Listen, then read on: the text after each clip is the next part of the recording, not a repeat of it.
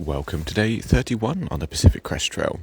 It was a day in which so many things happened. First of all, I forgot to mention yesterday that we passed the 400-mile mark.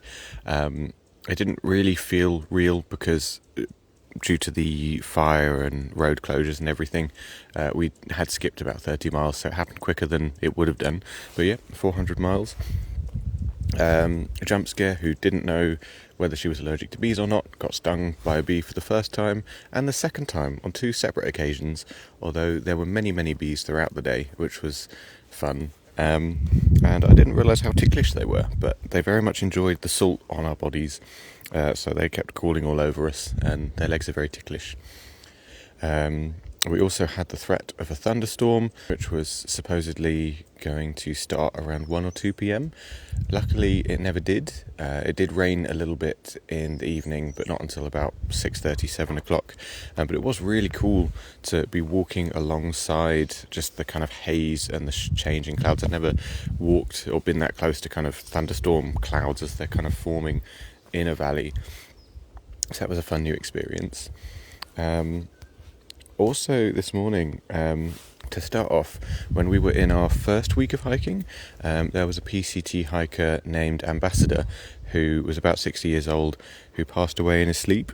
And this is someone who had hiked the Pacific Crest Trail, I believe, about 8 times previously, so this was his 9th attempt. So his family have got a little photo of him and a piece of memorabilia from the last time he hiked it in 2024. And are asking other hikers to carry it along the trail. So someone gave it to me yesterday. So yeah, I'll be carrying these things for I don't know how long, the next few miles before I pass it on to the next hiker. But it's just a really nice thing to be part of, to remember this man and help him to finish his hike in some way. Just really nice thing to be part of. We also were reunited with our good friends, the banana bushes, the yellow ones that smell like banana smoothies. We were also reunited with the slightly less fun, very pointy, spiky plants, which I've included a picture of, which we know the name of as the Colorado whitethorn. I like to think of them as, especially when they're overgrown on both sides of the trail, you have to push your way through them.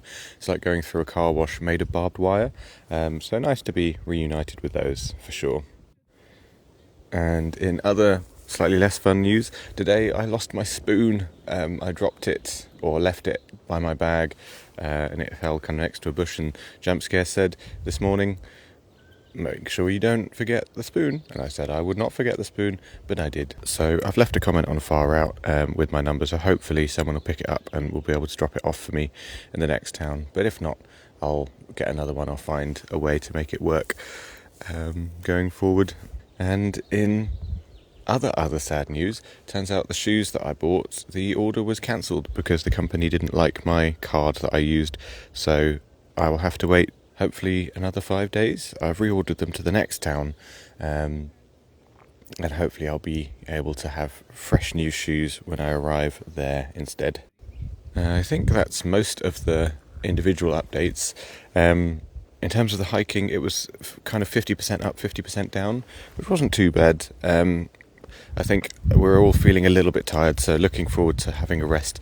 Might take a 0 in the next town. We'll see how it goes. Initially, we were only planning on doing about 15 miles, but we ended up pushing to 21. So big day, which means that tomorrow is only going to be about 8 miles. So we can have a nice long day there, even if we're not zeroing the next day. So it's fairly chill. So yeah, I will see you tomorrow.